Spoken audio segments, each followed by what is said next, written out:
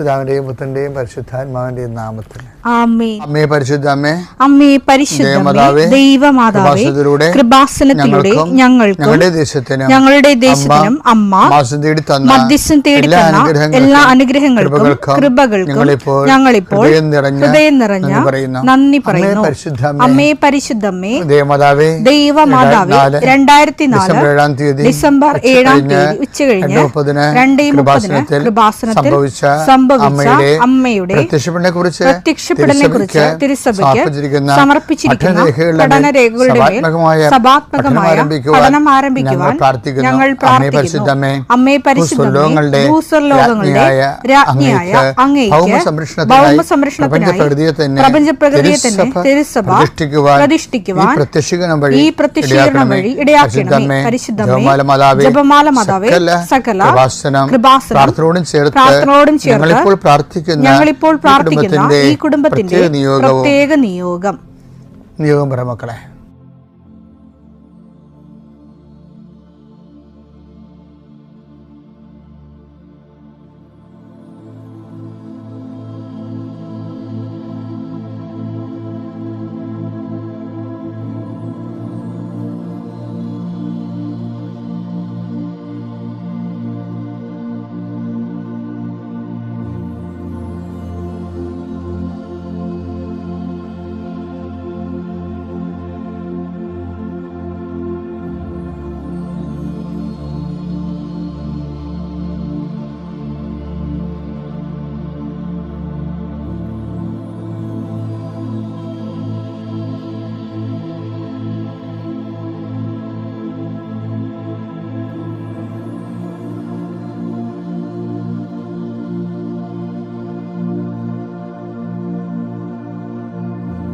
അമ്മയുടെ പ്രത്യക്ഷീകരണത്തിന്റെ ഈ അനുഗ്രഹവേളയിൽ ഞങ്ങൾക്ക് സാധിച്ചു തരുവാൻ കനിയണമേ.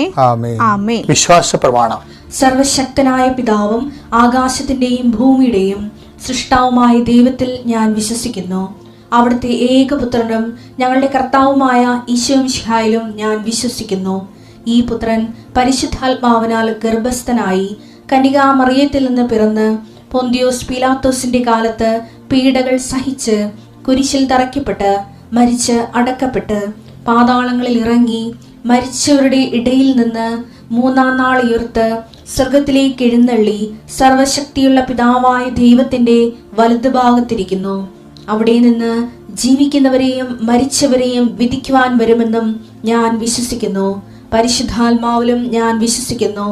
വിശുദ്ധ കത്തോലിക്കാ സഭയിലും പുണ്യവാന്മാരുടെ ഐക്യത്തിലും പാപങ്ങളുടെ മോചനത്തിലും ശരീരത്തിന്റെ ഉയർപ്പിലും നിത്യമായ ജീവിതത്തിലും ഞാൻ വിശ്വസിക്കുന്നു. ആമേൻ. സ്വർഗ്ഗസ്ഥനായ ഞങ്ങളുടെ പിതാവേ, അങ്ങയുടെ നാമം പൂജിതമാകണമേ. അങ്ങയുടെ രാജ്യം വരണമേ. അങ്ങയുടെ തിരുമനസ് സ്വർഗത്തിലെ പോലെ ഭൂമിയിലും ആകണമേ. അന്നു വേണ്ടുന്ന ആഹാരം ഇന്ന് ഞങ്ങൾക്ക് തരണമേ. ഞങ്ങളോട് തെറ്റ് ചെയ്യുന്നവരോട് ഞങ്ങൾ ക്ഷമിക്കുന്നത് പോലെ ഞങ്ങളുടെ തെറ്റുകൾ ഞങ്ങളോടും ക്ഷമിക്കണമേ. ഞങ്ങളെ പ്രലോഭനത്തിൽ ഉൾപ്പെടുത്തരുതേ, തിന്മയിൽ ഞങ്ങൾ രക്ഷിക്കണമേ. ആമേൻ. നന്മ നിറഞ്ഞ മറിയമേ, സ്വസ്തി. കർത്താവ് അങ്ങയുടെ കൂടെ സ്ത്രീകളിൽ അങ്ങ് അനുഗ്രഹിക്കപ്പെട്ടവളാകുന്നു. അങ്ങയുടെ ഉദരത്തിൻ ഫലമായി ഈശോ അനുഗ്രഹിക്കപ്പെട്ടവനാകുന്നു. പരിശുദ്ധ മറിയമേ, തമ്പുരാന്റെ അമ്മേ, പാപികളായ ഞങ്ങൾക്ക് വേണ്ടി ഇപ്പോഴും ഞങ്ങളുടെ മരണസമയത്തും തമ്പുരാനോട് അപേക്ഷിക്കണമേ. ആമേൻ. കർത്താവേ, നിന്റെ ഉന്നതമായ നാമത്തിന് സ്തോത്രം ചെയ്യുന്നു. കർത്താവേ, നിന്റെ വിശുദ്ധ പൗരോഹിത്യത്തെ മഹത്വപ്പെടുത്തണമേ. കർത്താവ്, ഈ പ്രഭാതത്തിലെ അങ്ങയുടെ മക്കളെ കാത്തു കൊതിച്ചിരിക്കുകയാണ് ഈശോയെ. നിന്റെ വലതുകരത്തിൻ്റെ ഒരാശീർവാദം കിട്ടാൻ വേണ്ടി. കർത്താവെ, ഇന്ന് യാത്രയ്ക്ക് ഒരുങ്ങുന്ന ഓരോ മക്കളുണ്ട്. ഓരോ ഉദ്യമങ്ങളിലൂടെ മനസ്സിൽ വിചാരിച്ചുകൊണ്ട് പോകുന്നവരുണ്ട്. ഓരോ ലക്ഷ്യങ്ങൾ മനസ്സിൽ വെച്ച് പോകുന്നവരുണ്ട്. കർത്താവെ, നിന്റെ തിരുമുറിവാർന്ന് ആണിപ്പെടുതാന്ന് വലതുകരം മക്കളുടെ ശിരസ് വെക്കണമേ. അവർ പോകുന്നിടത്തേക്കല്ല, നീ പോകുന്നിടത്തേക്കെല്ലാം ഞാൻ നിന്റെ കൂടെ വരുമെന്ന് കർത്താവ് അങ്ങ് പറഞ്ഞിട്ടുണ്ടല്ലോ ഈശോയെ. അങ്ങയുടെ സഞ്ചാര സാന്നിധ്യം അങ്ങയുടെ മക്കളുടെ കൂടെ ഉണ്ടായിരിക്കണമെന്ന് പ്രാർത്ഥിക്കുന്നു. കർത്താവെ, ഉദ്യോഗത്തിൻ്റെ കാര്യത്തിന് വേണ്ടി പോകുന്നവരുണ്ട്, പഠന കാര്യങ്ങൾക്ക് വേണ്ടി പോകുന്നവരുണ്ട്, ജീവിത വ്യാപാരങ്ങൾക്ക് സാമ്പത്തിക കാര്യങ്ങൾക്ക് വേണ്ടി പോകുന്നവരുണ്ട്, ജോലി സംബന്ധമായ കാര്യങ്ങൾക്ക് വേണ്ടി പോകുന്നത് അവരുടെ എല്ലാം കർത്താവിന് തിരുസേന സമർപ്പിക്കുന്നു. ടെസ്റ്റ്, ഇൻ്റർവ്യൂ, പരീക്ഷ, പിന്നെ ഏജൻസി, ക്രയവിക്രയങ്ങൾ, ജീവിതമാർഗങ്ങൾ, വിദൂര യാത്രകൾ, അങ്ങനെ ബന്ധുത്വം മുറക്ക് പോകുന്ന വിവാഹയാത്രകൾ, ഈശോയെ എവിടെയെല്ലാമൊക്കെ പോകുന്നു അവിടെയെല്ലാം അങ്ങയുടെ മക്കളുടെ കൂടെ നീ ഉണ്ടാകണമേ എന്ന് പ്രാർത്ഥിക്കുന്നു. ഇന്നത്തെ മുഴുവൻ യാത്രകളിൽ കർത്താവ് നിൻ്റെ കൂടെ ഉണ്ടാവുകയും മാതാവ് നിൻ്റെ വലതുകരം ഗ്രഹിക്കുകയും സഞ്ചാരി മാതാവ് രാത്രി നീ തിരികെ വരുമ്പോൾ നിന്നെ ആരോഗ്യത്തോടെയും സമാധാനത്തോടെയും സുരക്ഷിതമായി ദൈവം നിന്നെ തിരികെ എത്തിക്കുകയും ചെയ്യട്ടെ. നിത്യം പിതാവും പുത്രനും പരിശുദ്ധാത്മാവും സുരക്ഷ നീക്കുവാണ്. എൻ്റെ പ്രിയപ്പെട്ടവരെ, പിന്നെ കഴിഞ്ഞ ദിവസമേ എൻ്റെ ഒരു സുഹൃത്ത് അച്ഛൻ ഇവിടെ വന്നിട്ടുണ്ടായിരുന്നു, പ്രദീപ് അച്ഛൻ. അദ്ദേഹം അവിടെയാണ്, ഇസ്രയേലിലാണ്. അപ്പം അദ്ദേഹമാണ് അവിടെ ഇസ്രയേലിൽ ധ്യാനിപ്പിക്കാൻ വേണ്ടി എന്നെ ഒരു 5-8 മാസം മുമ്പ് കൊണ്ടുപോയായിരുന്നു. അപ്പം ഞാനവിടെ പത്രോസ് ഇസ്രയേലി മെഡിറ്ററേനിയൻ സമുദ്രത്തിൻ്റെ കിഴക്കക്കരയാണെന്ന് തോന്നുന്നത്. പത്രോസ് താമസിച്ച സ്ഥലമുണ്ട്, യോപ്പ. അപ്പം നമ്മുടെ അവിടെ ആ വീട്ടിലാണ് ഞാൻ താമസിച്ചത്. അത് ഒരു ആശ്രമമാണ് ഇപ്പോഴും. ആ ആശ്രമത്തിലാണ് ഞാൻ താമസിച്ചത് ഒരു 4 ദിവസം പ്രാർത്ഥനാപൂർവ്വം. അപ്പോൾ ആ യോപ്പ, അതിനെക്കുറിച്ച് ബൈബിളിൽ പറയുന്നുണ്ട്. നടപടി പുസ്തകം 11:5 എടുത്തേ. ഞാൻ യോപ്പ നഗരത്തിൽ പ്രാർത്ഥിച്ചുകൊണ്ടിരിക്കുക. ഞാൻ യോപ്പ നഗരത്തിൽ പ്രാർത്ഥിച്ചുകൊണ്ടിരിക്കുമ്പോൾ അപ്പോൾ എനിക്ക് ദിവ്യാനുഭൂതിയിൽ ഒരു ദർശനമുണ്ടായി. സ്വർഗത്തിൽ നിന്ന് വലിയ വിരിപ്പ് പോലെ ഒരു പാത്രം 4 കോണിലും പിടിച്ച് ഇറക്കുന്നത് ഞാൻ കണ്ടു. അത് എന്റെ അടുത്ത് വന്നു. ഞാൻ സൂക്ഷിച്ചു നോക്കിയപ്പോൾ അതിൽ ഭൂമിയിലെ നാൽക്കാലികളെയും വന്യമൃഗങ്ങളെയും ഇഴജന്തുക്കളെയും ആകാശപ്പറവകളെയും കണ്ടു. എന്നോട് സംസാരിക്കുന്ന ഒരു സ്വരം ഞാൻ കേട്ടു. പത്രോസേ, എഴുന്നേൽക്കുക, നീ ഇവയെ കൊന്ന് ഭക്ഷിക്കുക. അപ്പോൾ ഞാൻ മറുപടി പറഞ്ഞു, കർത്താവേ, ഒരിക്കലുമില്ല. ഹീനമോ അശുദ്ധമോ ആയതൊന്നും ഞാൻ ഒരിക്കലും ഭക്ഷിച്ചിട്ടില്ല. സ്വർഗത്തിൽ നിന്ന് രണ്ടാമത് ആ സ്വരം പറഞ്ഞു, ദൈവം വിശുദ്ധീകരിച്ചതിനെ നീ മലിനമെന്ന് വിളിക്കരുത്. ബൈബിളിൻ്റെ ഒരു നിലപാട് കണ്ട, അതായത് ഇതിന് ശേഷം സംഭവിക്കുന്ന വിഷയം എന്താണെന്നറിയാമോ? ദൈവം വിശുദ്ധീകരിച്ചതിനെ നീ ഹീനമെന്ന് വിളിക്കരുത്. അപ്പം ഇതിന് ശേഷം പത്രോസ് ആ യോപ്പായിലെ വീട്ടിൽ മുട്ട് കേൾക്കും. അപ്പോൾ തുറക്കുമ്പോൾ 3 പേര് നിൽക്കും. അപ്പോൾ എന്താ വന്നെന്ന് ചോദിക്കും. അപ്പോൾ കെസ്രയിലേക്ക് വന്ന് അങ്ങ് ഞങ്ങളോട് കർത്താവിനെക്കുറിച്ച് പറയണമെന്ന് പറയും. അപ്പോൾ അവരോട് ഒരു ശങ്കയുമില്ലാതെ ഈ ദർശനത്തിൻ്റെ വെളിച്ചത്തിൽ കെസറിയ യഹൂദന്മാരുടെ സ്ഥലമല്ലായിരുന്നു, അത് വിജാതിയുടെ സ്ഥലമാണ്. അപ്പോൾ പക്ഷേ പത്രോസ് ഈ ദർശനത്തിന് മുമ്പാണെങ്കിൽ പോകത്തില്ല. കാര്യം എന്താണ്? വിജാതിയർ ഹീനജാതികൾ എന്നുള്ളതാണ് ഈ യഹൂദൻ കണക്കാക്കിയിരിക്കുന്നത്. യഹൂദന്മാരുടെ ഒരു കണക്കതാണ്. ഇപ്പം തന്നെ ബെൻ മെനേഷെ എന്നും പറഞ്ഞ്, മനാസെ എന്നും പറഞ്ഞ് മണിപ്പൂരിൽ നിന്ന് കുറേ യഹൂദന്മാർ ഇപ്പം ഇസ്രയേലിലേക്ക് പോകുന്നില്ലേ? പോയി. അവർ 250 പേര് പോയി. ഇപ്പം ബെൻ മെനാഷെ എന്ന് പറയണത് ഈ BC 720, നമുക്ക് പിന്നീട് കാണാം ആ വിഷയത്തെക്കുറിച്ച്. ഞാൻ ജസ്റ്റ് സൂചിപ്പിച്ചതേ ഉള്ളൂ. അപ്പം ഇങ്ങനെ യഹൂദന്മാർ മറ്റുള്ളവരെ കാണുന്നത് ഹീനജാതിയായിട്ടാണ്. അതാണ് ഈ പത്രോസ് പറയണത്. അപ്പോൾ ദൈവം ഉടനെ പത്രോസിനെ തിരുത്തും, ആരും ഹീനജാതി എന്ന് കാണരുതെന്ന് പറയും.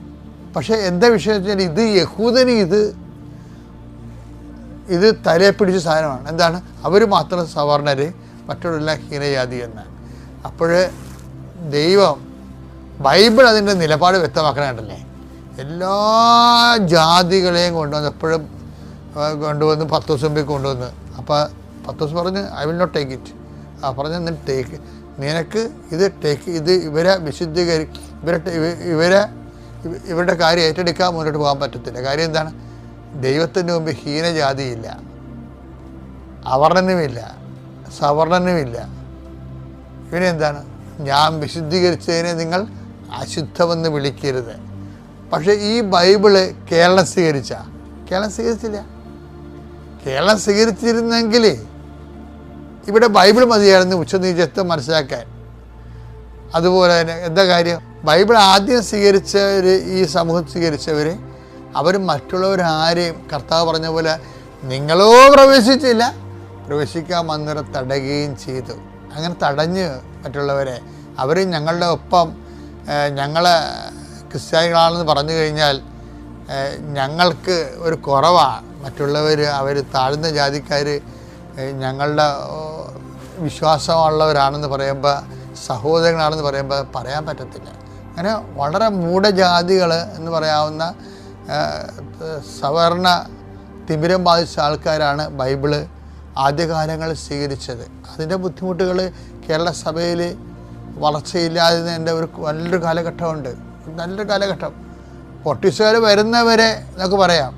ഇവിടെ എന്നാ സംഭവം പറഞ്ഞാലും പൊട്ടിസുകാർ വരുന്നവരെ പരിശുദ്ധ പ്രവർത്തനമില്ല. അപ്പോൾ എന്തുകൊണ്ടാണ്?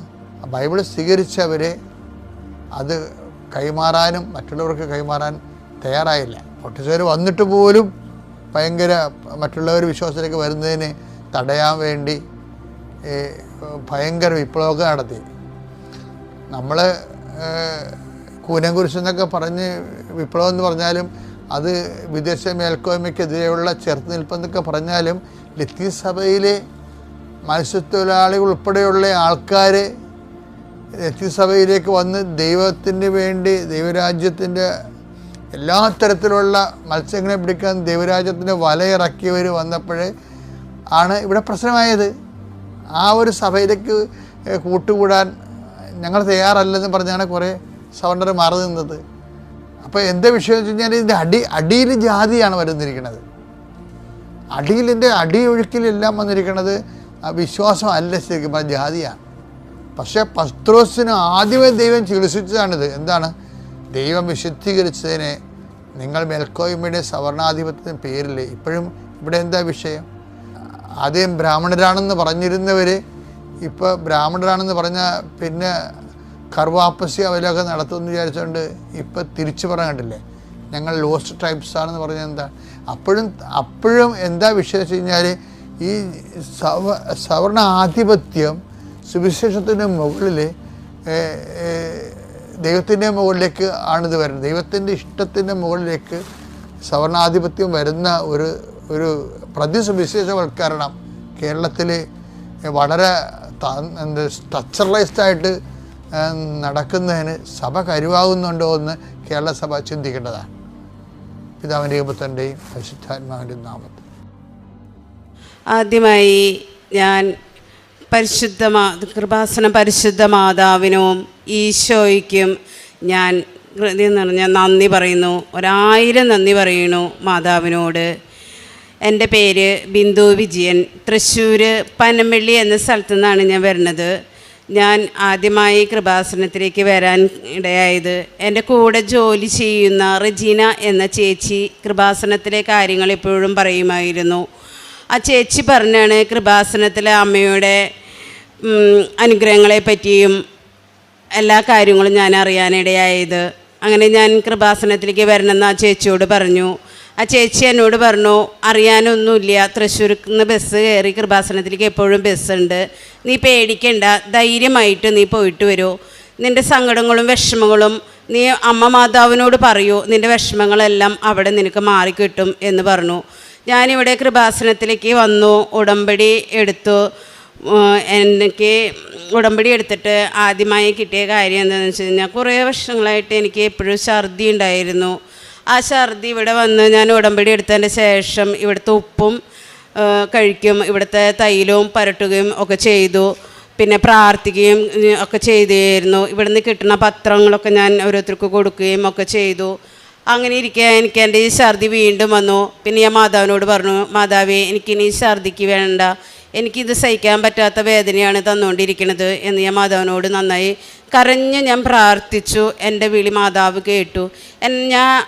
എൻ്റെ ഛർദി അവിടെ തന്നെ നിന്നു. പിന്നെ എനിക്ക് ഛർദിച്ചിട്ടില്ല. മാതാവിനോട് ഞാൻ നന്നായി പ്രാർത്ഥിച്ചു. കരഞ്ഞു തന്നെയാണ് ഞാനന്ന് പറഞ്ഞത് മാതാവിനോട്. അത്രയും വിഷമിച്ചിട്ടായിരുന്നു. എന്താണെന്ന് വെച്ചാൽ എനിക്ക് എന്നും ഞാൻ ഛർദിയാണ്. ഒരു 10-35 വർഷമായിട്ട് വൈകുന്നേരമായ നേരം വെളുക്കണ വരെ ഞാൻ ഛർദിയാണ്. ഛർദി എന്ന് പറഞ്ഞാൽ അമ്മാതിരി ഛർദി. എനിക്കൊരു കുറേ ഡോക്ടേഴ്സിനെയൊക്കെ പോയി കണ്ടു, മരുന്നൊക്കെ മേടിച്ചിട്ടൊന്നും എനിക്കൊരു കുറവുണ്ടായിരുന്നില്ല. അങ്ങനെയാണ് ഞാൻ ഇവിടെ വന്ന് ഉടമ്പടി എടുത്തതും മാതാവിനോട് പ്രാർത്ഥിച്ചതും. മാതാവിൻ്റെ ഉപ്പ് കഴിക്കാനിടയാവും, തൈലം പുരട്ടുകയൊക്കെ ചെയ്ത് മാതാവിൻ്റെ കൃപയാൽ എൻ്റെ പൂർണ്ണ സൗഖ്യം, എനിക്ക് ഛർദി മാറിക്കിട്ടി, പൂർണ്ണ സൗഖ്യം കിട്ടി. അതിന് ഞാൻ മാതാവിനോട് ഈശോയ്ക്കും കൊടാനുകൂടി ഞാൻ നന്ദി പറയുകയാണ്. പിന്നെ രണ്ടാമത്തെ കാര്യം എന്ന് വെച്ച് കഴിഞ്ഞാൽ, ഞാൻ ഇവിടെ വന്ന് ഉടമ്പടി എടുത്ത് കുറച്ച് നാൾ കഴിഞ്ഞപ്പോൾ തന്നെ എനിക്ക് വീണ്ടും ഞാൻ ഉടമ്പടി പുതുക്കാൻ വന്നു. 3 മാസം കഴിഞ്ഞിട്ട് ഞാൻ ഉടമ്പടിയിൽ ഇരിക്കുന്ന സമയത്ത് എൻ്റെ ഫോണിലേക്ക് ഒരു കോള് വന്നു. 3 വർഷമായിട്ട് മുടങ്ങിക്കിടന്ന എനിക്കൊരു ലോൺ പാസ്സായി എന്ന് പറഞ്ഞിട്ട്. എൻ്റെ വീട് ചെറിയ വീടാണ്, പക്ഷേ ചോർന്നൊലിക്കുന്നൊരു വീടാണ്. ഞങ്ങൾ വെള്ളം കാശ് കൊടുത്താണ് മേടിക്കണത്. 350 രൂപ കൊടുത്ത്, മഴക്കാലത്തും 350 രൂപ കൊടുത്താണ് വെള്ളം മേടിക്കണത്. അപ്പോൾ ഇവിടെ വന്ന് ഞാൻ പ്രാർത്ഥിച്ച് മറ്റേ ഉടമ്പടി പുതുക്കാനിരിക്കുന്ന സമയത്താണ് എൻ്റെ ഫോണിലേക്ക് കോള് വരുന്നതും. ഞാൻ ആ കോള് കട്ട് ചെയ്തു. ഇവിടുത്തെ ഉടമ്പടി പുതുക്കൽ കഴിഞ്ഞ് പുറത്തിറങ്ങി ഞാൻ കോൾ അറ്റൻഡ് ചെയ്തപ്പോൾ പറഞ്ഞു, നിനക്കൊരു ലോൺ പാസ്സായിട്ടുണ്ട്, നീ വന്ന് ഒപ്പിട്ട് പൈസ മേടിക്കണമെന്ന് പറഞ്ഞു.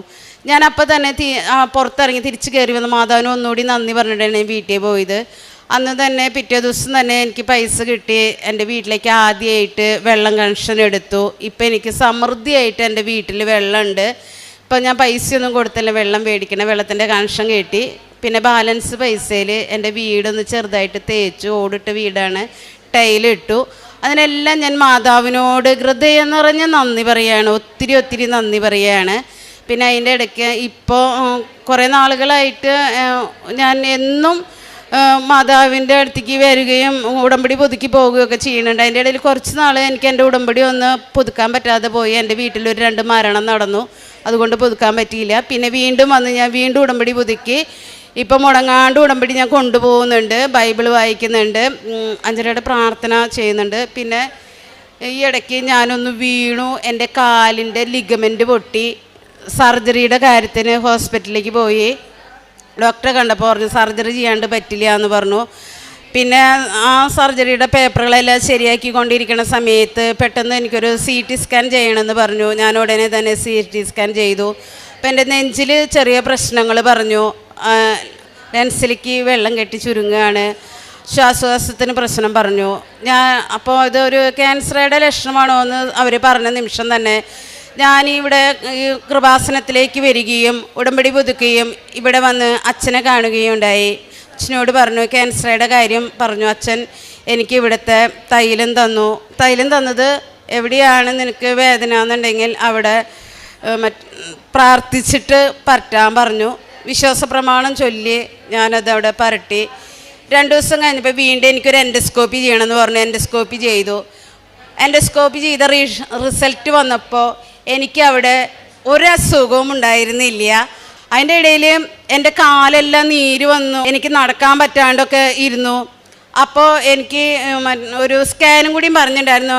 ആ സ്കാൻ ചെയ്തപ്പോൾ 1 മാസം ഞാൻ ക്വാറൻറ്റൈനിൽ പോയി.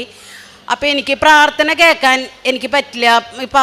ഈ പുസ്തകം കൊണ്ടുപോകേണ്ട കാര്യം പറഞ്ഞപ്പോൾ അവർ പറഞ്ഞു, നമ്മളെന്ത് സാധനം കൊണ്ടുപോയാലും തിരിച്ചു വരുമ്പോൾ അത് കത്തിച്ച് കളയുമെന്ന് പറഞ്ഞു.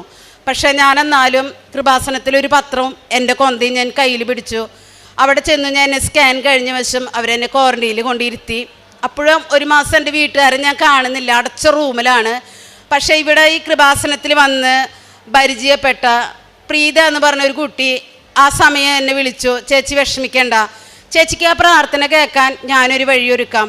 ഞാൻ പറഞ്ഞു, എനിക്ക് ടച്ച് പോകണമൊന്നുമില്ല, എൻ്റെ കയ്യിൽ ചെറിയ പോകണം, ഞാൻ എന്ത് ചെയ്യും, എൻ്റെ 5:30 പ്രാർത്ഥന മുടങ്ങും, വൈകുന്നേരത്തെ പ്രാർത്ഥന മുടങ്ങും, വിഷമിക്കേണ്ടെന്ന് പറഞ്ഞു.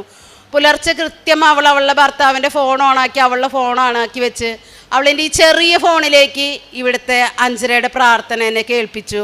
ഞാൻ ആ സമയത്തെല്ലാം 1 മാസം അവൾ പ്രാർത്ഥിച്ച പ്രാർത്ഥനകളാണ് ഞാൻ ഇവിടെ ഓൺലൈനായിട്ട് കേട്ടോണ്ടിരുന്നത്. ഈ കഴിഞ്ഞ ആഴ്ച അച്ഛൻ ഇവിടെ 5:30 പ്രാർത്ഥനയിൽ ഞാൻ ആ പ്രാർത്ഥന ഓൺലൈനിൽ കേട്ടുകൊണ്ടിരിക്കുമ്പോൾ എൻ്റെ ഫോണിൽ ഞാൻ കുഞ്ഞു ഫോണിൽ ഞാൻ കേട്ടുകൊണ്ടിരിക്കുകയാണ്, എനിക്ക് പുറത്തിറങ്ങാൻ പറ്റില്ല. കേട്ടുകൊണ്ടിരിക്കുമ്പോൾ പറയുന്നത്, ശരീരം മുഴുവൻ നീരുള്ള ഒരു വ്യക്തിക്ക് ഇന്ന് ഒരു സഹോദരിക്ക് കർത്താവ് സൗഖ്യം കൊടുക്കുന്നു. ആ നിമിഷം ഞാൻ അത് ഞാനാണെന്ന് വിചാരിച്ച് അച്ഛൻ പറഞ്ഞ വാക്ക് എൻ്റെ ഹൃദയത്തിലേക്ക് ഞാൻ എടുത്ത് ആ നിമിഷം ഞാൻ എൻ്റെ മാതാവിനോട്, ഈശോയോട് ഞാൻ പ്രാർത്ഥിച്ചു. മാതാവേ, ഈ നിമിഷം നീ എൻ്റെ ശരീരത്തെ നീര് മുഴുവൻ മാറ്റിത്തരണമേ എന്ന് ഞാൻ മാതാവിനോട് പ്രാർത്ഥിച്ചു. എന്താണെന്ന് വെച്ചാൽ എനിക്ക് നടക്കാൻ പറ്റില്ല. ഈ സ്കാൻ കഴിഞ്ഞതിന് ശേഷം, സർജറി കഴിഞ്ഞതിന് ശേഷം നീര് മുറ്റിയിട്ട് ഒരാളുടെ സഹായം ഇല്ലാണ്ട് ഒന്നും ചെയ്യാൻ പറ്റില്ല. അത് ഞാനൊരു മാസം ക്വാറൻറ്റൈനിൽ ഇരിക്കണത്. പ്രായമായ അമ്മ വാതുക്കെ ചോറ് കൊണ്ടുവച്ച് തരും, ഞാനതെടുത്ത് കഴിക്കും, പാത്രം അതുപോലെ വെക്കും. അപ്പം അത്രയും ഒരു ബുദ്ധിമുട്ടിയിരിക്കുന്ന സമയത്താണ് ഇവിടെ അച്ഛൻ്റെ പ്രാർത്ഥന ഞാൻ ഈ ചെറിയ ഫോണിൽ കേൾക്കണതും ഒക്കെ. അപ്പം അമ്മ എന്നെ വിളിച്ചിട്ട് പറഞ്ഞു, മരുന്ന് കഴിക്കാൻ സമയമായി നീ എനിക്ക്. ഞാൻ പറഞ്ഞു, ഞാൻ എനിക്കില്ല അമ്മ, എന്താണെന്ന് വെച്ചാൽ അച്ഛൻ ദേ ഇപ്പോൾ പ്രാർത്ഥിച്ചുകൊണ്ടിരിക്കുകയാണ്, ഈ നീര് മുഴുവൻ ഈ നിമിഷം മുതൽ എൻ്റെ ശരീരത്തിൽ നിന്ന് പോകും. അപ്പോൾ ഈശോയും അമ്മ ഇപ്പം വരും, അപ്പോൾ ഞാനതുകൊണ്ട് കണ്ണു തുറക്കില്ല, ഞാൻ എനിക്കില്ല, ഞാൻ ഈ നിമിഷം മുതൽ എൻ്റെ അമ്മയോട് ഞാൻ കൂടെ ഇരിക്കാനാണ് ഞാൻ ആഗ്രഹിക്കുന്നത്. എന്നാൽ ശരി, നീ കുറച്ച് കഴിയുമ്പോൾ മരുന്ന് കഴിച്ചാൽ മതി എന്ന് പറഞ്ഞു. പക്ഷേ ഞാൻ ഈ പ്രാർത്ഥനയിൽ മുഴുവൻ, അച്ഛൻ പ്രാർത്ഥിച്ച് മുഴുവൻ ഞാൻ കേട്ടു. കഴിഞ്ഞ് ഒരു 3/4 മണിക്കൂർ കഴിഞ്ഞപ്പോണ്ട് ഞാൻ ആ കിഴക്കേന്ന് തന്നെ എണീറ്റു. കാല് ഞാൻ നിലത്ത് കുത്തി, കട്ടിലുമെന്ന് എണീറ്റ് ഞാൻ കാല് ഞാൻ കുത്തി ഉറപ്പിച്ച് തന്നെ ഞാൻ ചവിട്ടി. പക്ഷെ ഞാൻ വീഴുമെന്ന് വിചാരിച്ചു. പക്ഷെ അവിടെയെല്ലാം എൻ്റെ അമ്മ മാതാവ് എന്നെ ഉള്ളം കരത്തിൽ താങ്ങി. ഞാൻ എൻ്റെ കാലയിലേക്കാണ് ആദ്യം നോക്കിയത്, കാലിന് നീരെങ്ങനെയാന്ന്. പക്ഷെ എൻ്റെ കാലുമ്മ നീര് കാണാനില്ല. എത്ര എന്താ പറയുക, എനിക്ക് ആ നിമിഷം ഈ കൃപാസനത്തിലേക്ക് ഓടി വന്ന് എൻ്റെ അമ്മയോട് ആ നിമിഷം എനിക്ക് സാക്ഷ്യം പറയണം, അച്ഛനോട് പറയണം എന്നൊക്കെ എനിക്ക് ഭയങ്കര ആഗ്രഹമായിരുന്നു. പക്ഷെ എനിക്ക് ക്വാറൻറ്റൈനിൽ ഇരിക്കണ കാരണം എനിക്ക് ഇങ്ങോട്ട് വരാൻ സാധിച്ചില്ല. പിന്നെ ഞാൻ ഇന്നാണ് ഇങ്ങോട്ട് വരുന്നത്. പിന്നെ അതിൻ്റെ ഇടയ്ക്ക് ഈ കാല് നീരായിട്ടിരിക്കണതിൻ്റെ ഇടയിലും ഞാനിവിടെ വന്ന് എൻ്റെ ഉടമ്പടി ഞാൻ പുതുക്കിപ്പോയി. വീട്ടിലൊരു അമ്മോട് ഇപ്പോൾ വരാമെന്ന് പറഞ്ഞൊരു ചെറിയ കള്ളം പറഞ്ഞാണ് ഞാൻ വന്നത്. എന്താ വെച്ചാൽ എനിക്ക് നടക്കാൻ പറ്റില്ല, കാലിൻ്റെ ലിഗമെൻറ്റ് പൊട്ടിയിട്ടാണ് ഇരിക്കണത്. പക്ഷേ ആ സമയത്തും ഞാനിവിടെ വന്ന് എൻ്റെ ഉടമ്പടി പുതുക്കി ഞാനൊരു 4 മണിയാകുമ്പോഴേക്കും വീട്ടിലെത്താവുന്ന രീതിക്ക് എൻ്റെ മാതാവിൻ്റെ വീട്ടിൽ എന്നെ എത്തിച്ചു.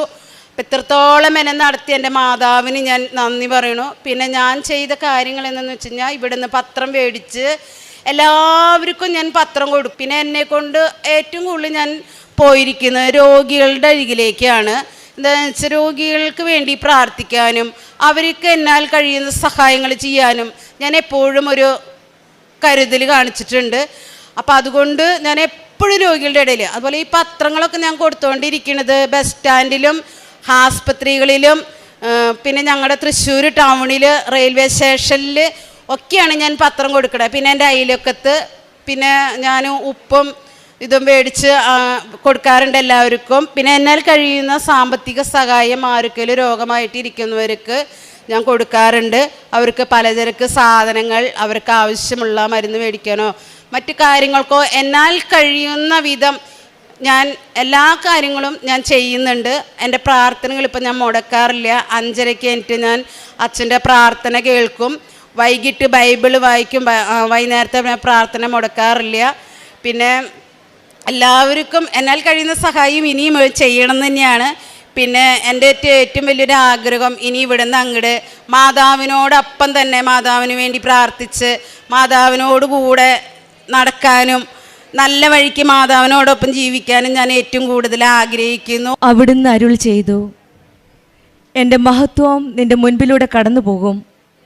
കർത്താവ് എന്ന എൻ്റെ നാമത്തിൽ ഞാൻ പ്രഖ്യാപിക്കുകയും ചെയ്യും. എനിക്കിഷ്ടമുള്ളവനിൽ ഞാൻ പ്രസാദിക്കും. എനിക്കിഷ്ടമുള്ളവനോട് ഞാൻ കരുണ കാണിക്കും. പുറപ്പാടിൻ്റെ പുസ്തകം 33-ാം അധ്യായം 19-ാം വചനമാണ്. കൃപയൊഴുകുന്ന വഴി എന്നത് ദൈവത്തിന് ഇഷ്ടമുള്ളവരോടാണ്. ദൈവത്തെ ഇഷ്ടപ്പെടുത്തി എടുക്കാനുള്ള ഒരു വഴിയാണ് ഉടമ്പടി. നമുക്കുള്ള ഒരു ഓപ്ഷൻ എങ്ങനെയാണ് നമ്മളെ തന്നെ ദൈവത്തിന് ഇഷ്ടപ്പെടുത്തി എടുക്കുക എന്നാണ്. കൃപ ഒഴുകുന്ന വഴി എന്ന് പറയുന്നത് ദൈവത്തിന് ഇഷ്ടമുള്ളവരോടാണെന്നാണ് പറഞ്ഞത്. ഉടമ്പടി ഒരു കരാർ മാത്രമല്ല, ഒരു ബന്ധമാണ്, ഒരു വിശ്വാസയാത്രയാണ്, ഒരാത്മബന്ധമാണ്. എൻ്റെ മഹത്വം നിൻ്റെ മുൻപിൽ കടന്നു പോകുമെന്ന് പറയുമ്പോൾ ദൈവസാന്നിധ്യത്തിൻ്റെ അനുഭവമാണ് ഉടമ്പടി. ഉടമ്പടി നയിക്കുന്ന ഓരോ മക്കളുടെ ജീവിതത്തിലും ദൈവാനുഭവങ്ങളുടെ ഒരു വലിയ ഒരു യാത്രയാണ്. ദൈവത്തിൻ്റെ കരുണയുടെയും ദൈവസ്നേഹത്തിൻ്റെയും ദൈവകൃപയുടെയും ഒരു വലിയ ഒരു ജീവിത ആത്മീയ യാത്രയാണ് ഓരോ സാക്ഷ്യങ്ങളിൽ നമുക്ക് മനസ്സിലാക്കാൻ സാധിക്കുന്നത്. ബിന്ദു വിജയൻ എന്ന മകളുടെ സാക്ഷ്യത്തിൽ നിന്നും ദൈവത്തിൻ്റെ മഹത്വം നമ്മുടെ മുൻപിൽ കടന്നു പോകുന്നത് എങ്ങനെയാണെന്നാണ് വെളിപ്പെടുത്തുന്നത്. ആ ദൈവത്തിൻ്റെ മഹത്വമാണ് ഈ മകളുടെ സാക്ഷ്യത്തിൽ നമുക്ക് മനസ്സിലാക്കുന്നത്. ഈ മകൾ 35 വർഷത്തോളം വളരെ അപൂർവമായ ഛർദി എന്ന അസുഖത്തിലൂടെ വളരെ ബുദ്ധിമുട്ടി. കാരണം എന്നും രാത്രിയിൽ വളരെ ബുദ്ധിമുട്ടോടെയാണ് കിടന്നുറങ്ങിയത്. അടുത്ത് ബക്കറ്റ് വെച്ച് പോലുമാണ് കിടന്നുറങ്ങിയത്. പക്ഷെങ്കിൽ ഉടമ്പടി എടുത്തതിന് ശേഷം ഉടമ്പടി വസ്തുക്കൾ മാത്രം ഉപയോഗിച്ച് പല മരുന്നുകൾ കഴിച്ചെങ്കിൽ യാതൊരു പ്രയോജനവുമില്ലായിരുന്നു. പക്ഷെങ്കിൽ ഉടമ്പടി വസ്തുക്കളായ തേനും ഉപ്പും ഉടമ്പടി തൈലവും ഉപയോഗിച്ച് പ്രാർത്ഥിച്ചതിൻ്റെ ഫലമായിട്ട് 35 വർഷം സാധിക്കാത്ത കാര്യമാണ് സമയച്ചുരുക്കത്തിൻ്റെ അമ്മ ഇടപെട്ട് അമ്മയുടെ കൃപയിലാണ്, അമ്മയുടെ മധ്യസ്ഥതയിൽ ഈശോ ഈ മകളെ സുഖപ്പെടുത്തിയത്. പിന്നീടുണ്ടായിരുന്ന കാര്യം, കാലിൻ്റെ ഒരു ലെഗമെൻ്റ് ആയിരുന്നു, അത് പൊട്ടി, അത് സർജറി വേണമെന്നാണ് ഡോക്ടർ പറഞ്ഞിരുന്നത്. അതിന് പ്രകാരം ഈ മകള് ഇവിടെ വരികയും പരിശുദ്ധമ്മ പ്രത്യക്ഷപ്പെട്ട ഈ ആലയത്തിൽ വന്ന് പ്രാർത്ഥിക്കുകയും ബഹുമാനപ്പെട്ട ജോസഫ് അച്ഛൻ്റെ കൈവപ്പ് ശുശ്രൂഷ വഴി പ്രാർത്ഥിക്കുകയും അച്ഛൻ സൈത്ത് കൊടുക്കുകയും സൈത്ത് തേച്ച് പ്രാർത്ഥിക്കുകയും ആ കാശുരൂപം കിട്ടി. ആ കാശുരൂപം പിടിച്ചാണ് ഈ മകൾ ഇവിടുന്ന് പോയത്. പിന്നീട് ആ സർജറിയുടെ ആവശ്യം വന്നില്ല. ലെഗമെൻറ്റ് കാലിൻ്റെ ലെഗമെൻറ്റ് അത് പൂർണ്ണമായിട്ട് സൗഖ്യപ്പെടുത്തിയെന്നാണ് ഈ മകൾ സാക്ഷ്യപ്പെടുന്നത്. കാരണം ഇവിടുന്ന് പോയതിൻ്റെ അന്ന് രാത്രി തന്നെ ആ മകൾക്ക് ഈശോയുടെ അമ്മേൻ്റെ ഒരു എക്സ്പീരിയൻസ് ഉണ്ടായി. അമ്മ തന്നെ വന്ന് കാലിൽ തൊട്ട് സുഖപ്പെടുത്തിയതായിട്ടാണ് ഈ മകൾ സാക്ഷ്യം പറയുന്നത്. അത് ഈശോയുടെ അമ്മയുടെ ഒരു വലിയ കൃപയായിട്ടാണ് ഈ മകൾ സാക്ഷ്യപ്പെടുത്തുന്നത്. പിന്നീടുണ്ടായിരുന്ന വേറൊരു സർജറി ആയിരുന്നു. ചെസ്റ്റിൽ അസുഖം വന്നപ്പോഴും ഇതുപോലെ തന്നെ ഡോക്ടേഴ്സ് വീണ്ടും സർജറിയൊക്കെ പറഞ്ഞിരുന്നു. പക്ഷെ അവിടെയും ഈശോയുടെ അമ്മയുടെ ഒരു വലിയ സാന്നിധ്യമായിരുന്നു ഈ മകളുടെ കൂടെ ഉണ്ടായിരുന്നത്. എന്തു വന്നാലും ഭയപ്പെടാതെ ധൈര്യപ്പെട്ട നിമിഷങ്ങൾ കർത്താവിൻ്റെയും അമ്മയുടെയും എപ്പോഴും ആ സാമീപ്യം, ആ സാന്നിധ്യമാണ് ഈ മകളുടെ കൂടെ മനസ്സിലാക്കാൻ സാധിച്ചത്. പിന്നീട് 7 മാസം ശരീരത്തിൻ്റെ നീര് വച്ചിരുന്നു. 7 മാസമായിട്ട് ആ ശരീരം മുഴുവൻ നീരായിരുന്നു. പക്ഷെങ്കിൽ ഒരു ദിവസം ബഹുമാനപ്പെട്ട ജോസഫ് അച്ഛൻ്റെ ഡെയിലി ബ്രെഡിൽ തന്നെയാണ് അച്ഛൻ പറയുകയുണ്ടായി, ശരീരം മുഴുവൻ നീരുള്ള ഒരു വ്യക്തിയെ ധ്യാനത്തിൽ പറഞ്ഞതാണ് ഈശോ സുഖപ്പെടുത്തുന്നുവെന്ന്. ബിന്ദു അത് പൂർണ്ണമായിട്ട് വിശ്വസിച്ചു, അത് ഞാൻ തന്നെയാണെന്ന്. അങ്ങനെ പൂർണ്ണ വിശ്വാസത്തോടെ പ്രാർത്ഥിച്ചതിൻ്റെ ഫലമായിട്ട് അന്ന് തന്നെ ഈ മകൾക്ക് പൂർണ്ണമായിട്ട് സൗഖ്യം ലഭിക്കുകയായിരുന്നു. കാരണം 7 മാസത്തോളം പല മരുന്നുകൾ ഉപയോഗിച്ച് ട്രീറ്റ്മെൻറ്റ് ചെയ്തെങ്കിലും ഒരു പ്രയോജനവും ഒരു ഫലവും ഇല്ലായിരുന്ന ഒരു രോഗമായിരുന്നു അത്. അന്നത്തെ പ്രാർത്ഥനയിൽ ജോസഫ് അച്ഛൻ്റെ ധ്യാനത്തിൽ അച്ഛൻ പറഞ്ഞപ്പോൾ ബിന്ദു പൂർണ്ണമായിട്ടും ഈ സഹോദരി പൂർണ്ണമായിട്ട് വിശ്വസിക്കുകയും അച്ഛൻ്റെ പ്രാർത്ഥനയുടെ ഫലമായിട്ട് ആ രോഗം പൂർണ്ണമായിട്ട് സൗഖ്യപ്പെടുകയായിരുന്നു. ഈശോയുടെ അമ്മയുടെ സാന്നിധ്യമുള്ള ബഹുമാനപ്പെട്ട ജോസഫ് അച്ഛൻ്റെ കൈവപ്പ് ശുശ്രൂഷ നമുക്കറിയാം. 2004 പരിശുദ്ധമ്മ ഘടികാരം നെഞ്ചിൽ ചാർത്തി ഇവിടെ വന്ന് പ്രത്യക്ഷപ്പെട്ടപ്പോൾ അച്ഛന് ലഭിച്ച അനുഗ്രഹമാണ് ഓരോ കൈവപ്പ് ശുശ്രൂഷ വഴി നമുക്ക് ലഭിക്കുന്ന അനുഗ്രഹങ്ങൾ. ഈശോയുടെയും അമ്മയുടെയും സാന്നിധ്യം അടുത്തറിഞ്ഞ ആത്മീയ ജീവിതമുള്ള 40 വർഷത്തെ പൗരോഹിത്യ ജീവിതത്തിൽ തീക്ഷ്ണമായ ഒരു ആത്മീയതയുടെ ഒരു ജീവിതയാത്ര, ആത്മീയ യാത്ര നയിക്കുന്ന അച്ഛനിലൂടെ ലഭിക്കുന്ന ഓരോ അനുഗ്രഹങ്ങളും എത്ര രോഗികളാണ് സൗഖ്യപ്പെടുന്നത്. അതുപോലെ തന്നെ ബിന്ദുവിന് ലഭിച്ച ഒരു വലിയ അനുഗ്രഹമാണ് ഈ രോഗസൗഖ്യങ്ങളും. പിന്നെ ഈ രോഗത്തിൻ്റെ ആ സമയത്തും ഈശോയുടെ അമ്മയുടെ സാന്നിധ്യം ഈ മകളുടെ ജീവിതത്തിൽ ഉണ്ടാവുകയും കാലിൻ്റെ ലെഗമെൻറ്റിൻ്റെ ഓപ്പറേഷൻ ഇല്ലാതെ സുഖപ്പെടുത്തുകയും പിന്നീട് എല്ലാ കാര്യത്തിലും പ്രത്യേകിച്ചും കുടിവെള്ളത്തിൻ്റെ കാര്യത്തിൽ കിട്ടാതിരുന്ന ലോൺ പല വർഷങ്ങളായിട്ട് കിട്ടാതിരുന്ന ലോണാണ് ഇവിടെ വെച്ച് ഉടമ്പടി എടുക്കാൻ വന്ന ആ പരിശുദ്ധ അമ്മയുടെ സന്നിധിയിൽ വെച്ച് തന്നെയാണ് ആ ലോൺ പാസ്സാകുന്നത്. അങ്ങനെ കുടിവെള്ളം വീട്ടിൽ വരികയും കിട്ടാതിരുന്ന മുടങ്ങിക്കിടന്ന ആ ലോണാണ് അമ്മ കൊടുക്കുകയും ചെയ്തത് അമ്മയുടെ മധ്യസ്ഥം വഴി. ഈശോയുടെയും അമ്മയുടെയും സാന്നിധ്യം നമ്മുടെ ജീവിതത്തിലുണ്ടെങ്കിൽ എല്ലാ നിമിഷവും ഏത് പ്രതിസന്ധി വന്നാലും നമ്മുടെ ജീവിതത്തിലെ പ്രശ്നങ്ങൾ, വേദനകൾ, നമ്മുടെ രോഗാവസ്ഥകൾ ദൈവത്തിന് നമ്മളത് വെറുതെ നമ്മുടെ കണ്ണുനീര് കാണാത്ത ഒരു ദൈവമല്ല നമ്മുടെ കൂടെ ഉള്ളത്. നമ്മുടെ കണ്ണീരൊപ്പുന്ന ഒരമ്മയാണ്, കണ്ണീര് കാണുന്ന ഒരു ദൈവമാണ് നമ്മുടെ കൂടെ ഉള്ളത്. ഉടമ്പടി മക്കളുടെ ജീവിതത്തിൽ ദൈവത്തിൻ്റെ നന്മ നമ്മുടെ കൂടെ കടന്നു പോകുന്നത് ഉടമ്പടിയിലൂടെയാണ്. എൻ്റെ മഹത്വം നിൻ്റെ മുൻപിലൂടെ കടന്നു പോകുമെന്നാണ് കർത്താവ് പറയണത്. അത് ഉടമ്പടിയിലൂടെയാണ്. ദൈവത്തിൻ്റെ മഹത്വം മനസ്സിലാക്കുവാൻ സാധിക്കുന്നതും ഉടമ്പടി ജീവിതം കൂടുതൽ തീഷ്ണതയോടെ ആത്മാർത്ഥതയോടെ ജീവിക്കുമ്പോഴാണ്. നമ്മുടെ ജീവിതത്തിലും ദൈവത്തിൻ്റെ മഹത്വം നമ്മുടെ മുൻപിലൂടെ കടന്നു പോകുവാൻ നമുക്കും കാണുവാൻ ഇടവരട്ടെ എന്ന് പ്രാർത്ഥിക്കാം. കർത്താവ് എന്ന എൻ്റെ നാമം നിൻ്റെ മുൻപിൽ ഞാൻ പ്രഖ്യാപിക്കുകയും എനിക്കിഷ്ടമുള്ളവരിൽ ഞാൻ പ്രസാദിക്കും, എനിക്കിഷ്ടമുള്ളവരോട് കരുണ കാണിക്കുമെന്നാണ് കർത്താവ് പറയുന്നത്. നമുക്കും ദൈവത്തിന് ഇഷ്ടമുള്ളവരായി ജീവിക്കുവാനായിട്ട് സാധിക്കട്ടെ എന്ന് പ്രാർത്ഥിക്കാം. ബിന്ദു വിജയനും കുടുംബത്തിനും ലഭിച്ച ഈ എല്ലാ അനുഗ്രഹങ്ങൾക്കും നമുക്ക് കരങ്ങളടിച്ച് ദൈവത്തെ മഹത്വപ്പെടുത്താം. യേശുവേ നന്ദി, യേശുവേ സ്തുതി. പരിശുദ്ധ അമ്മ മാതാവിനും ഈശോയ്ക്കും 1000 നന്ദി. പരിശുദ്ധ അമ്മ ജീവനോടെ പ്രത്യക്ഷപ്പെട്ട ഈ തിരുവാൾത്താരയിൽ ഈ ജനങ്ങളോട് പരിശുദ്ധ അമ്മ എനിക്ക് നൽകിയ അനുഭവ സാക്ഷ്യം പങ്കുവെക്കാൻ അവസരം ചെന്ന ഈശോയ്ക്ക് 1000 നന്ദി പറയുന്നു. എൻ്റെ പേര് ജാൻസി സെബാസ്റ്റ്യൻ. ഞാൻ പള്ളിപ്പുറം മഞ്ഞമാതാ ബസിലിക്ക കുടുംബാംഗമാണ്. എൻ്റെ മകൾ മേരി ജിൻസി, അവളും പള്ളിപ്പുറം തന്നെയാണ്. എൻ്റെ സാക്ഷ്യം, എൻ്റെ മകനെ ഒരു എഡ്യൂക്കേഷൻ ലോണിന് വേണ്ടി കാനഡയിൽ പോകാൻ ലോണിന് വേണ്ടി ആധാരവുമായി ഞാൻ ബാങ്കിനെ സമീപിച്ചപ്പോൾ ആധാരം നോക്കിയിട്ട് അവർ പറഞ്ഞു ഇതിനെ പോക്കുവരവ് നടത്തിയിട്ടില്ല. ഞാൻ ആധാരവുമായി വില്ലേജിലേക്ക് ഓടി. വില്ലേജിൽ പറഞ്ഞു ഇത് കൊച്ചി താലൂക്കിൽ പോകണം, കാരണം 26 വർഷമായി ഈ ആധാരത്തിൻ്റെ പോക്കുവരവ് ചെയ്തിട്ട്. എനിക്കാകെ സങ്കടമായി. ഞാൻ പരിശുദ്ധ അമ്മയോട് പ്രാർത്ഥിച്ചു, പരിശുദ്ധ അമ്മ മാതാവേ, മക്കളുടെ ആഗ്രഹങ്ങൾ സാധിച്ചു തരുവാൻ എന്നും സന്നദ്ധയുള്ള അമ്മ എൻ്റെ കൂടെ വരണം, അമ്മ എനിക്കിത് സാധിച്ചു തരണം. ഞാൻ പക്ഷേ കൃപാസനം പത്രം എടുക്കാൻ മറന്നുപോയി. ആധാരവുമായി ഞാൻ വില്ലേജിലേക്ക് പോയി. അവരെന്നെ വീണ്ടും പറഞ്ഞു വിട്ടു. 3-ാം തവണ ഞാൻ വീട്ടിൽ ചെന്ന് പരിശുദ്ധ അമ്മയുടെ കാശുരൂപവും കൃപാസന പത്രം ആധാരം വയ്ക്കുന്ന കവറിൻ്റെ ഉള്ളിൽ വെച്ചിട്ട് ഞാൻ ഓഫീസറിൻ്റെ അടുത്ത് എന്ന് പറഞ്ഞു എനിക്ക് എന്തായാലും ഇത് സാധിച്ചു തരണം. ഞാൻ പരിശുദ്ധ അമ്മയോട് പറഞ്ഞു, അമ്മേ ഇതിലിടപെടണം. അത്ഭുതമെന്ന് പറയട്ടെ, 26 വർഷമായി പോക്കുവരവ് ചെയ്യാതിരുന്ന ആ ആധാരം 1 മാസത്തിനുള്ളിൽ എനിക്ക് അത് പോക്കുവരവ് ചെയ്ത് കിട്ടി. അതിനുശേഷം വിദ്യാഭ്യാസ ലോണിന് വേണ്ടി ഞാൻ പോക്കുവരവ് ചെയ്ത് ബാങ്കിൽ സമീപിച്ചപ്പോൾ നിങ്ങൾക്ക് ഈ ആധാരത്തിൽ വഴിയില്ല എന്നുള്ള കാര്യം പറഞ്ഞ് വീണ്ടും അത് റിജക്റ്റായി. അപ്പോഴാണ് ഞാൻ അറിയുന്നത് ഞങ്ങളുടെ സ്വന്തം വീട്ടിലൂടെയുള്ള വഴിയിലൂടെയാണ് ഞങ്ങൾ കാറ് കൊണ്ടുപോയിരുന്നത്. നടവഴി മാത്രമേ ഞങ്ങൾക്കുണ്ടായിരുന്നുള്ളൂ. പരിശുദ്ധ അമ്മ മാതാവേ, ഭൂമിയുടെയും സ്വർഗത്തിൻ്റെയും രാജ്ഞി, സമ്പന്നനായ ഈശോയുടെ അമ്മേ, എനിക്ക് വഴി തരണം എന്ന് ഞാൻ മുട്ടിപ്പായി പ്രാർത്ഥിച്ചേ. പരിശുദ്ധ അമ്മ മാതാവിൻ്റെ കാശുരൂപം മെയിൻ റോട്ടിൽ നിസാൻ കയറുന്ന വഴി എനിക്ക് ലഭിച്ചു തരണമെന്ന് പറഞ്ഞ് ഞാനത് സ്ഥാപിച്ചു പ്രാർത്ഥിച്ചു. പരിശുദ്ധ അമ്മ മാതാവിൻ്റെ ജപമാല റാലിയിൽ മുടങ്ങാതെ ഞാൻ പങ്കെടുത്തിരുന്നു.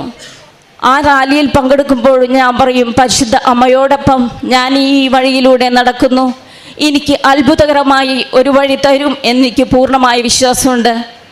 സമയ ചുരുക്കത്തിൻ്റെ അമ്മ എന്ന് വേണമെങ്കിൽ പറയാം. പരിശുദ്ധ അമ്മ എന്നോട് പറഞ്ഞു, നീ എൻ്റെ കൂടെ വാ.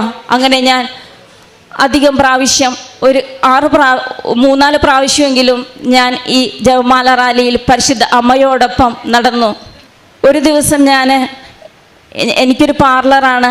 ആ പാർലറിൽ നിന്ന് ഇറങ്ങി വരുമ്പോൾ ഞങ്ങളുടെ വീടിൻ്റെ പുറകുവശത്ത് ഒരാളുടെ വീടിൻ്റെ പുറകുവശം വൃക്ഷങ്ങളെല്ലാം വെട്ടിമാറ്റുന്നത് കണ്ട് ഞാൻ ചോദിച്ചു, എന്താ ഇത്? അപ്പം ഞങ്ങൾ ആ വീട്ടുകാർക്ക് വഴി കൊടുത്തു. ഞാൻ ഓടിപ്പോയി പരിശുദ്ധ അമ്മയുടെ ഉപ്പെടുത്ത് ഞങ്ങളുടെ മതിലിൻ്റെ അവിടെ തൂകി, പരിശുദ്ധ അമ്മ മാതാവേ, നീ ഇവിടെ അത്ഭുതം പ്രവർത്തിക്കണം, ഞങ്ങളെ സഹായിക്കണം എന്ന്. അങ്ങനെ അത്ഭുതമെന്ന് പറയട്ടെ, അരമണിക്കൂർ കഴിഞ്ഞപ്പോൾ ആ വീട്ടിലെ വ്യക്തിയെ കാണുകയും അവരെന്നോട് ചോദിച്ചു, ഞാൻ പറഞ്ഞു നന്നായി, ദൈവം അനുഗ്രഹിക്കട്ടെ എന്ന് പറഞ്ഞപ്പോൾ പറഞ്ഞു, എന്തായി വഴിയില്ലേ? ഞാൻ പറഞ്ഞില്ല, എനിക്ക് വഴിയില്ല. എന്നാലും സാരമില്ല, ദൈവം ഏതെങ്കിലും ഒരു വഴി എന്നെ നടത്തും. അരമണിക്കൂറിനുള്ളിൽ ആ വ്യക്തി എന്നെ വിളിക്കുകയും നിങ്ങൾക്ക് വഴി തരാമെന്ന് പറയുകയും ചെയ്തു. ആ മതിലിനപ്പുറം തോടാണ്, വലിയൊരു തോടാണ്. എനിക്ക് ഒട്ടും അറിയില്ല. ഞാൻ പല വഴിക്കായി പല സ്ഥലങ്ങളിലും മുട്ടിയിരുന്നു, എനിക്ക് കിട്ടിയില്ല. പരിശുദ്ധ അമ്മ വളരെ അത്ഭുതകരമായിട്ട് അമ്മ തന്ന് എന്ന് പറയുവാൻ ആഗ്രഹിച്ചുകൊണ്ട് തന്നെ എനിക്കും അതാണ് ഇഷ്ടം. അമ്മ തന്നതെന്ന് ജനങ്ങളുടെ മുന്നിൽ പറയണം. ആ മതില് പൊളിച്ച് തോടിന് കുറുകെ പാലം പണിത് നിസാൻ വണ്ടി കയറുന്നതിലും വീതിയുള്ള നല്ലൊരു വഴി 2 സെൻറ്റിന് 4 ലക്ഷം രൂപയ്ക്ക് പരിശുദ്ധ അമ്മ ആധാരം ചെയ്ത് എനിക്ക് തന്ന് പരിശുദ്ധ അമ്മ മാതാവ് അനുഗ്രഹിച്ചു. അസാധ്യ കാര്യങ്ങളുടെ മധ്യസ്ഥയാണെന്ന് എന്നെ വെളിപ്പെടുത്തിക്കൊണ്ടായിരുന്നത്. അതിനുശേഷം ഞങ്ങളുടെ അമ്മ മരിച്ചു. ഓണർഷിപ്പ് ചേഞ്ച് ചെയ്യണം. അതിന് വില്ലേജിൽ ചെന്ന് പോക്കുവരത്ത് 2ാമത് ചെയ്തു. അത് ശരിയായി. പഞ്ചായത്തിൽ ചെന്ന് ഓണർഷിപ്പ് മാറ്റിയപ്പോൾ പറയുന്നു ആ വീട് വേറൊരു വ്യക്തിയുടെയാണെന്ന്. പരിശുദ്ധ അമ്മ മാതാവേ, വാ നമുക്ക് പോകാം, എൻ്റെ കൂടെ വരണമെന്ന് പറഞ്ഞ് ഞാൻ നെറ്റിയിൽ ഉടമ്പടി തൈലം പൂശുകയും കൃപാസനത്തിലെ വെഞ്ചിരിച്ചുപ്പ് കയ്യിൽ പിടിക്കുകയും പത്രവുമായിട്ട് ഞാൻ വീണ്ടും ആധാര എഴുത്തുകാരൻ്റെയും പഞ്ചായത്തിലും കയറിയിറങ്ങി. പഞ്ചായത്തിൽ ചെന്നപ്പോൾ അവർ പറഞ്ഞു ആധാരം എഴുതണം. ഞാൻ പറഞ്ഞു ഭാഗം തന്ന ആൾ മരിച്ചുപോയി, ഇനി എന്ത് ചെയ്യും? അപ്പോൾ അവർ പറഞ്ഞു ഞങ്ങൾക്കതൊന്നും അറിയണ്ട, നിങ്ങൾ ആധാരം എഴുതണം.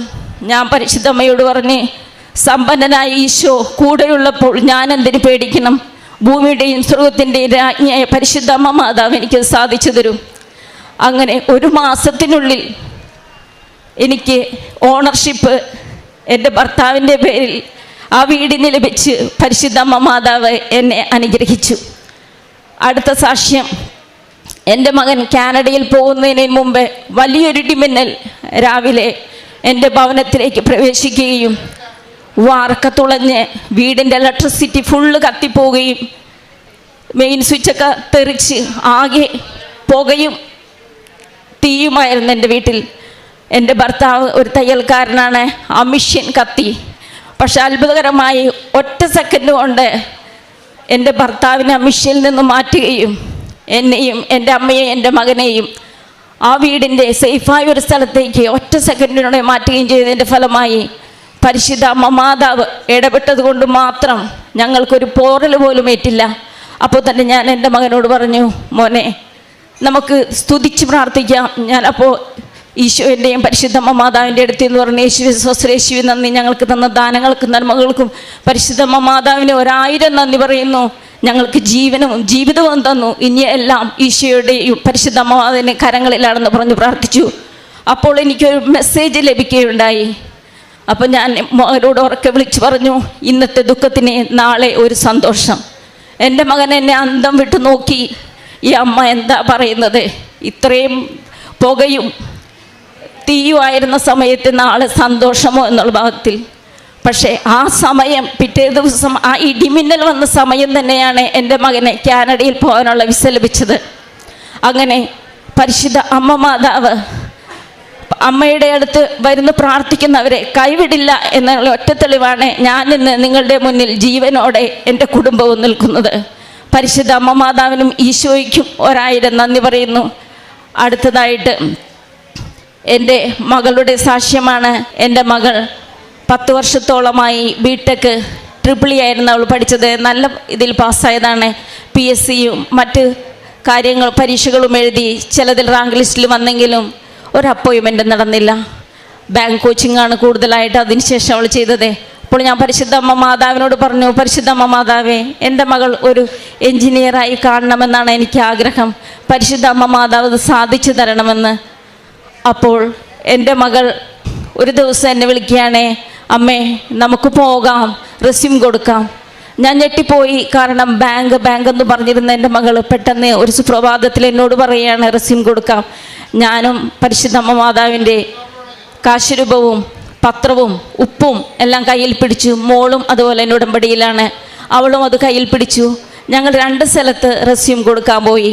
ഒരു സ്ഥലത്ത് ജൂലൈയിലെ ജോലി ലഭിക്കാമെന്ന് പറഞ്ഞു. അപ്പോൾ എൻ്റെ മകൾ പറഞ്ഞു വേറൊരു സ്ഥലം കൊണ്ടുണ്ട്, നമുക്കവിടെ കൊടുക്കാം. കേരളത്തിലെ തന്നെ നമ്പർ 1 ഇലക്ട്രിക്കൽ ഡിസൈൻ കമ്പനിയായ ആ കമ്പനിയിൽ റെസ്യൂം കൊടുത്തു. പിറ്റേ ദിവസം തന്നെ അവിടുത്തെ MD എൻ്റെ മകളെ വിളിക്കുകയാണ്. അങ്ങനെ വിളിക്കില്ല എന്ന് ഞാൻ അറിഞ്ഞത്. വിളിച്ചിട്ട് പറഞ്ഞു വേഗം വരിക, അങ്ങനെ അവളുടെ തിരിയിൽ 9 എന്ന് തെളിഞ്ഞു വന്നിട്ടുണ്ടായിരുന്നു. ആ 9-ാം തീയതി ആണ് ഇവൾക്ക് ഇൻ്റർവ്യൂ വന്നത്. അവൾ ഇൻ്റർവ്യൂവിന് പാസ്സായി, വേഗം തന്നെ ജോയിൻ ചെയ്തോളാൻ പറഞ്ഞു. അങ്ങനെ എൻ്റെ മകളിപ്പോൾ എറണാകുളം ജില്ലയിൽ തന്നെ ഫേമസ് ആയിട്ടുള്ള ഒരു ഇലക്ട്രിക്കൽ ഡിസൈൻ കമ്പനിയിൽ ഇലക്ട്രിക്കൽ ഡിസൈൻ എൻജിനീയറായിട്ട് ജോലി ചെയ്യുന്നു. പിന്നെ കാരുണ്യ പ്രവൃത്തിയായിട്ട് ഞാൻ ചെയ്തത് എല്ലാ ആഴ്ചയിലും പൊതിച്ചോറ് കൊടുക്കാറുണ്ട്. പിന്നെ രോഗികളായവരെ സന്ദർശിക്കുകയും അവർക്ക് രോഗസൗഖ്യത്തിന് വേണ്ടി ഹോസ്പിറ്റലിൽ പോകാനുള്ള പൈസ കൊടുക്കുകയും ചിലവർക്ക് എൻ്റെ പാർലറിൽ വരുന്നവർക്ക് ഉപ്പും കൃപാസന തൈലം തൂത്ത് ഞാൻ പ്രാർത്ഥിക്കുകയും ചെയ്യാറുണ്ട്. പിന്നെ പ്രേക്ഷിത പ്രവർത്തനമായിട്ട് പത്രം കൊടുക്കാറുണ്ട്. പിന്നെ കൃപാസനം മരിയൻ ഉടമ്പടി ധ്യാനം ഞാൻ എല്ലാ ആഴ്ചയിലും കൂടാറുണ്ട്. Daily bread കൂടാറുണ്ട്. കുർബാനയിലും തുടരെയുള്ള കുമ്പസാരത്തിലും ഞാൻ പങ്കുപറ്റാറുണ്ട്. ചിലത് പ്രാവശ്യം ഞാൻ കുമ്പസാരിക്കാൻ മറന്നു. ഇങ്ങനെ ഇത്തിരി ലാഗായാലും ഞാൻ അച്ഛൻ്റെ അടുത്ത് എന്ന് പറയും, അച്ഛൻ എനിക്കൊന്ന് കുമ്പസാരിക്കണം. അപ്പോൾ എല്ലാവരും എന്നെ നോക്കും, കാരണം മേടയുടെ ഉള്ളിലോട്ട് കയറിപ്പോയിട്ട് ഞാൻ അച്ഛൻ്റെ നേരെ കുമ്പസാരിക്കും. അങ്ങനെ ആത്മീയവും ഭൗതികവുമായ എല്ലാ കാര്യങ്ങളും പരിശുദ്ധാമ്മയുടെ കരം പിടിച്ച് നടക്കുവാനുള്ള കൃപ എനിക്കുണ്ട്. എൻ്റെ മകൻ ഇവിടെ വന്നിട്ടില്ല. മകൻ